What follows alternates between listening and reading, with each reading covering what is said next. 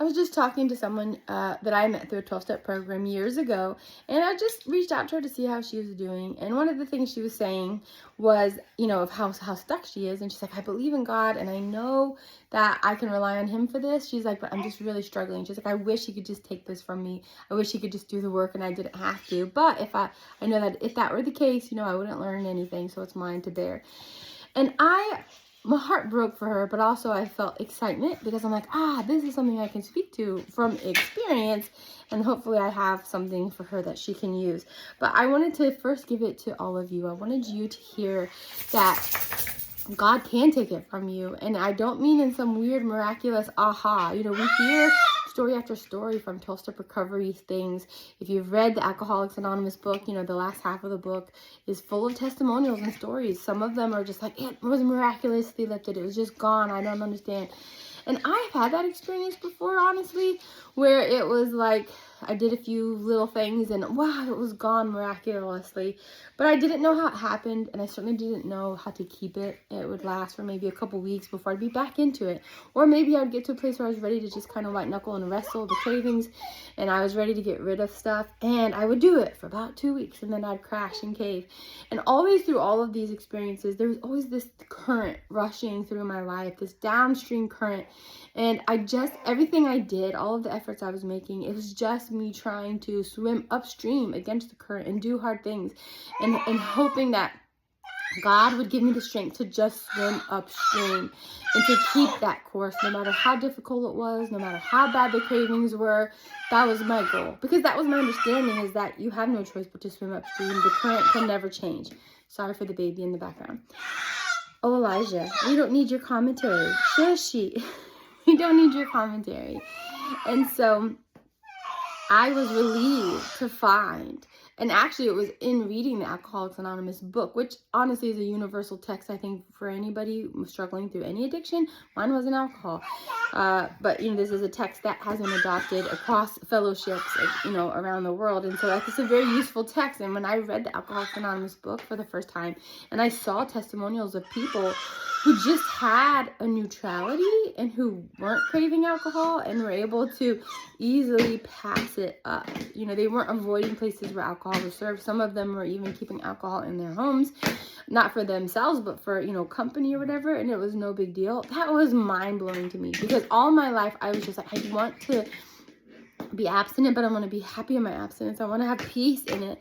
And I didn't think that was an option, that I would always have to be swimming upstream and have the discomfort of going against the current of what I wanted to do instead and what I was craving. And what I discovered was that, no, there are actually a few key things that you can do every day that literally change the direction of the stream, so that you don't have to fight the battle swimming upstream for the rest of your life. You do these few things each day, and it changes the direction of the current, and you're able to go with the flow. And it is a natural process. You do have a neutrality. You're not fighting cravings, because these 3 things suppress your appetite for the thing that would destroy you. It suppresses your appetite. And the way that it suppresses your appetite and quiets all that noise is that you are able finally, maybe for the first time, to have a deep and abiding satisfaction, so that you aren't hungry in that same way. You don't have that appetite. You don't have that itchiness. You don't have the cravings, and the screaming noise in your brain of I have to. It just all goes quiet. And when it's quiet and you don't have a craving and you don't have the hunger for these destructive things, then it's easy not to do it.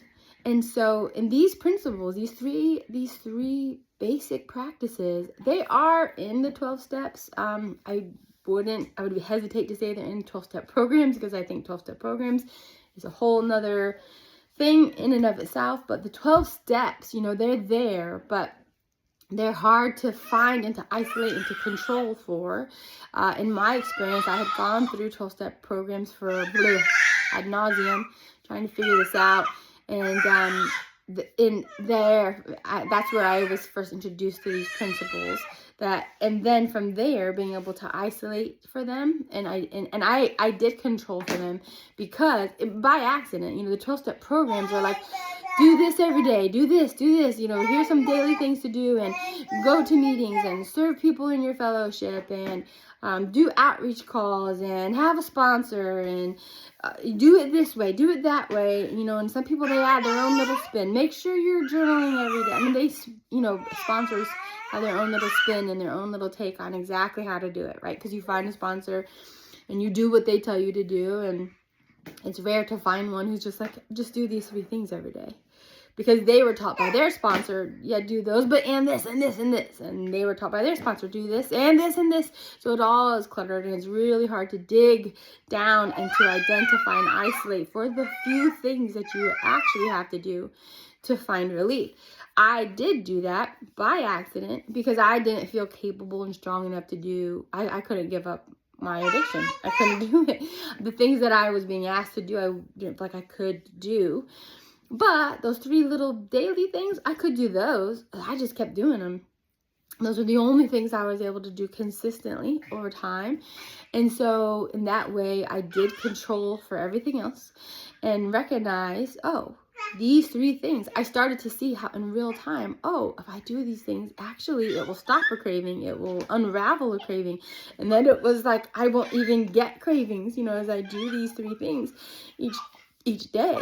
And so it's really remarkable. And I just want to tell you, and I just want to testify that no, this is not a battle that you're in with God where he's just going to give you the strength to keep swimming upstream. That's not what he's trying to do for you. Yes, he wants to help you change the current. And then once you change the current, you'll find an ease. You know, I don't know if you're a Christian, but either way, in the Bible, there's a verse. It says to take the yoke on you, like take the Lord's yoke on you. It's easy and it's light. And it's true. Like, he really can change the current so that it does become an easy thing. And it can be what you want it to be. That you can have abstinence and peace and relief and neutrality and silence in your mind. The noise can be gone. And then you can go on with your life and do the things which you've always wanted to do, which really are just about living.